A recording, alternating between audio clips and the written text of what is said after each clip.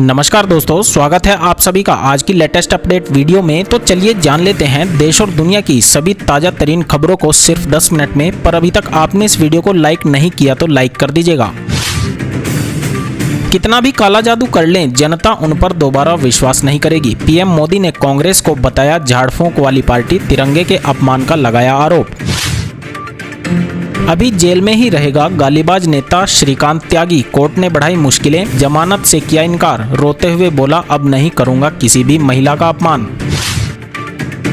दुनिया में शांति स्थापित करने के लिए पीएम मोदी समेत 3 लोगों का नाम मैक्सिको के राष्ट्रपति ने रखा ये प्रस्ताव। लाल सिंह चड्ढा को तरण आदर्श ने बताया निराशाजनक। एमपी के गृह मंत्री बोले माफी मांगने वाली फिल्म ही क्यों करते हैं आमिर खान जैसे कलाकार। सैनिटरी पैड पर भगवान श्री कृष्ण क्यों, मासूम सवाल के डायरेक्टर ने कहा जरूरी है क्योंकि मासिक धर्म पर बनी है फिल्म, माफी मांगने से कर चुका है इनकार। बिहार में अंजना ओम कश्यप के साथ हुई अभद्रता, वीडियो देख खुशी से फूले कांग्रेसी। महिला पत्रकार के अपमान पर लिबरल गिरोह भी हुआ लाहलोट।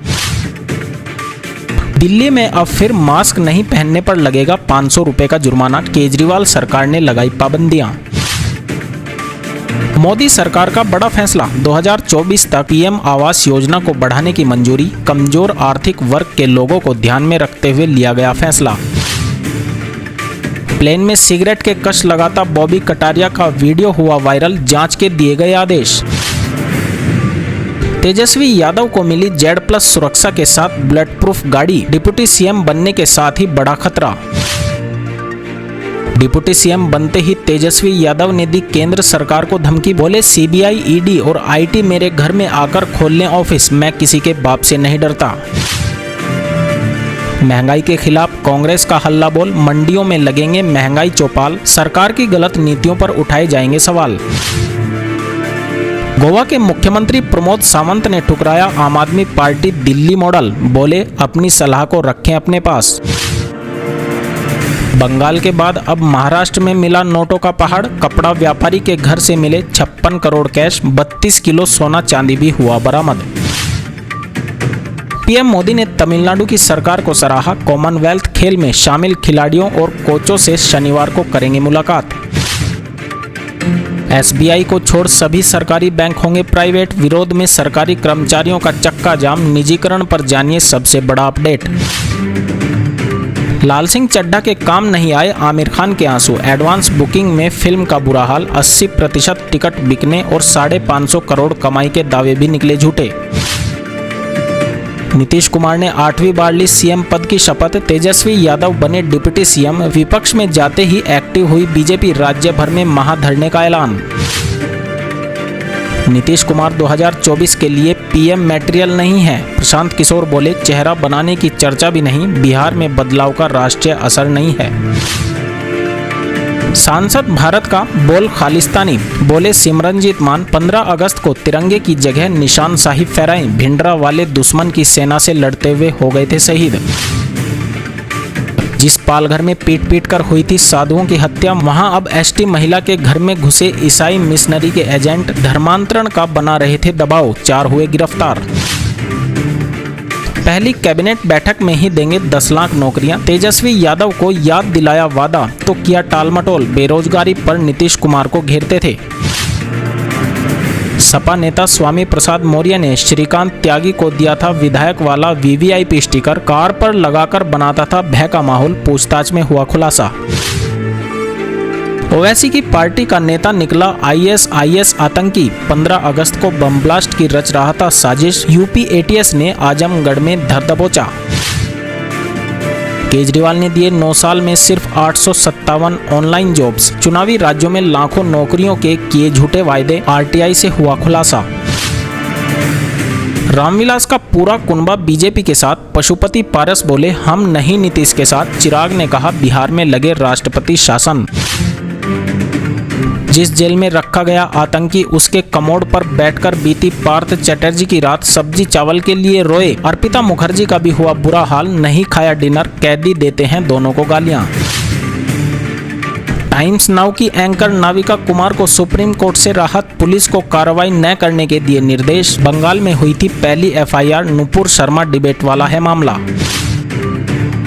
अटारी बॉर्डर पर सबसे ऊंचे तिरंगे की जगह खालिस्तानी झंडा फहराने की साजिश रच रहा एसएफजे। बुर्का वाली महिला का वीडियो हुआ वायरल, अलर्ट पर आईबी।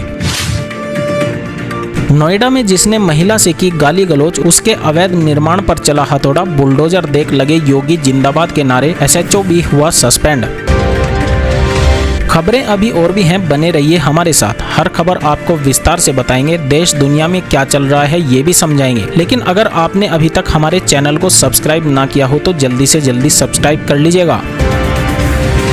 प्रधानमंत्री नरेंद्र मोदी ने बुधवार को पानीपत में रिफाइनरी के इंडियन ऑयल के द्वितीय जनरेशन इथेनॉल संयंत्र का वीडियो कॉन्फ्रेंसिंग के जरिए उद्घाटन करके राष्ट्र को समर्पित किया। इस अवसर पर पीएम मोदी ने कांग्रेस पर बड़ा हमला करते हुए कहा कि हमारे देश में कुछ लोग हैं जो नकारात्मकता के भंवर में फंसे हुए हैं, निराशा में डूबे हुए हैं। उन्होंने कहा कि सरकार के खिलाफ झूठ पर झूठ बोलने के बाद भी जब जनता जनार्दन ऐसे लोगों पर भरोसा करने को तैयार नहीं है तो ऐसी हताशा में ये लोग भी अब काले जादू की तरफ मुड़ते हुए नजर आ रहे हैं। नोएडा की ओमैक्स सोसाइटी में अवैध आवास रखने और महिला से बदसलूकी के आरोपी श्रीकांत त्यागी को कोर्ट से राहत नहीं मिली है। कोर्ट ने श्रीकांत त्यागी की जमानत अर्जी खारिज कर दी है। श्रीकांत त्यागी को मंगलवार को नोएडा पुलिस ने गिरफ्तार किया था। इससे पहले खुद को बीजेपी नेता बताने वाले श्रीकांत त्यागी ने पुलिस को खूब परेशान किया। पुलिस ने गिरफ्तारी के लिए उसके सिर पर 25,000 रुपए का इनाम तक घोषित कर दिया था। पुलिस से बचने के लिए वह एक शहर से दूसरे शहर भागा फिर रहा था। पहले वह उत्तराखंड के ऋषिकेश भागा, फिर वहां से सहारनपुर, बागपत और मेरठ पहुंच गया, जहां पुलिस ने उसे धर दबोचा। दुनिया भर में युद्ध रोकने के लिए मैक्सिको के राष्ट्रपति एंड्रेस मैनुअल लोपेज ओब्रेडोर ने एक आयोग बनाने के लिए प्रस्ताव रखा है। विश्व शांति समझौते को बढ़ावा देने के लिए बनाया जाने वाला यह आयोग 5 साल के लिए एक शांति समझौता करेगा। ओब्रेडोर ने एक प्रेस कॉन्फ्रेंस में कहा, भारत के प्रधानमंत्री नरेंद्र मोदी, पोप फ्रांसिस और यूएन चीफ एंटोनियो गुटेरेस अगले 5 सालों तक वैश्विक शांति का खाका पेश करें। इन तीनों की अगुवाई में एक समिति बनाई जाए। करीना कपूर ने पिछले दिनों कहा था कि फिल्म अच्छी हो तो सोशल मीडिया में बायकॉट का कोई असर उसके कारोबार पर नहीं पड़ता। अब इस कसौटी पर भी उनकी ताजा फिल्म लाल सिंह चड्ढा फिसड्डी दिख रही है। आमिर खान इस फिल्म में मुख्य भूमिका में है। फिल्म 11 अगस्त को रिलीज हुई है। फिल्म को ज्यादातर नकारात्मक समीक्षा मिली है। आमिर खान के अभिनय की आलोचना की जा रही है। ट्रेड एनालिस्ट तरण आदर्श ने इस फिल्म को निराशाजनक बताया है। उन्होंने ट्वीट कर कहा है कि आमिर खान की वापसी की गाड़ी लाल सिंह चड्ढा का ईंधन बीच में ही खत्म हो गया है। फिल्म में रोमांचित करने वाली पटकथा का अभाव है। दूसरा हिस्सा और भी निराशाजनक है। उन्होंने फिल्म को 2 स्टार की रेटिंग दी है। सैनिटरी पैड पर भगवान श्री कृष्ण को दिखाए जाने को लेकर फिल्म मासूम सवाल विवादों में है। हिंदुओं की भावनाओं को आहत करने के लिए उत्तर प्रदेश के गाजियाबाद में हिंदू राष्ट्र नव निर्माण सेना के संस्थापक अमित राठौड़ ने इस फिल्म के निर्माता निर्देशकों पर एफआईआर भी दर्ज कराई है। फिल्म के डायरेक्टर संतोष उपाध्याय ने इसका बचाव किया है। उन्होंने कहा, पोस्टर में सैनिटरी पैड दिखाना इसलिए जरूरी है क्योंकि यही फिल्म का विषय है। हम इसके इतर नहीं जा सकते। यदि हम ऐसा करते हैं तो फिल्म अपने विषय से भटक जाती है। इससे पहले उपाध्याय ने कहा कि वे किसी भी कीमत पर माफी नहीं मांगेंगे, भले ही उन्हें फांसी पर क्यों न लटका दिया जाए। बिहार में चल रही राजनीतिक उठापटक को कवर करने दिल्ली से पटना पहुंची आज तक की वरिष्ठ पत्रकार अंजना ओम कश्यप को देखकर भीड़ ने उन्हें घेर लिया और उनके खिलाफ नारेबाजी शुरू कर दी। ऐसा इसलिए हुआ क्योंकि जेडीयू के नीतीश कुमार एक बार फिर से पलट गए और राजद कांग्रेस के साथ गठबंधन में शामिल हो गई। अंजना ने जैसे ही रिपोर्टिंग शुरू की, भीड़ में शामिल कुछ लोगों ने उनके खिलाफ नारे लगाना शुरू कर दिया। उन लोगों ने उनका नाम लिया और उनके लिए आपत्तिजनक शब्दों का प्रयोग किया। यह घटना कैमरे में कैद हो गई, जिसमें एक महिला पत्रकार के साथ असभ्य लोगों की भीड़ दिखाई दे रही है। दिल्ली में एक बार फिर मास्क नहीं पहनने पर जुर्माना लगने का नियम लौट आया है। बढ़ते कोरोना मामलों को देखते हुए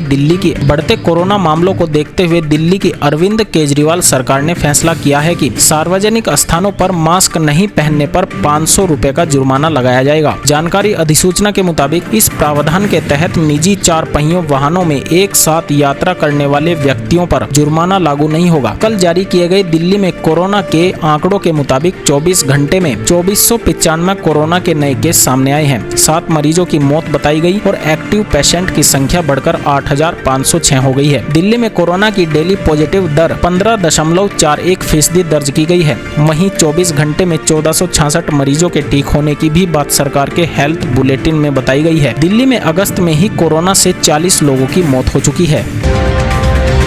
पीएम आवास योजना के लाभार्थियों के लिए काम की खबर है। मोदी सरकार ने पीएम आवास योजना को 2 साल के लिए बढ़ा दिया है। ऐसे में अब लोगों को इस योजना का फायदा साल 2024 तक मिल सकेगा। बता दें कि फिलहाल इस योजना के तहत कुल 122 लाख घरों को बनाने की मंजूरी मिली है। इसमें से कुल 65 लाख घरों को बनाने का काम पूरा हो चुका है। वहीं बाकी बचे घरों का कंस्ट्रक्शन भी पूरा हो जाएगा। इसके बाद यह घर लाभार्थियों को जल्द ही दे दिए जाएंगे।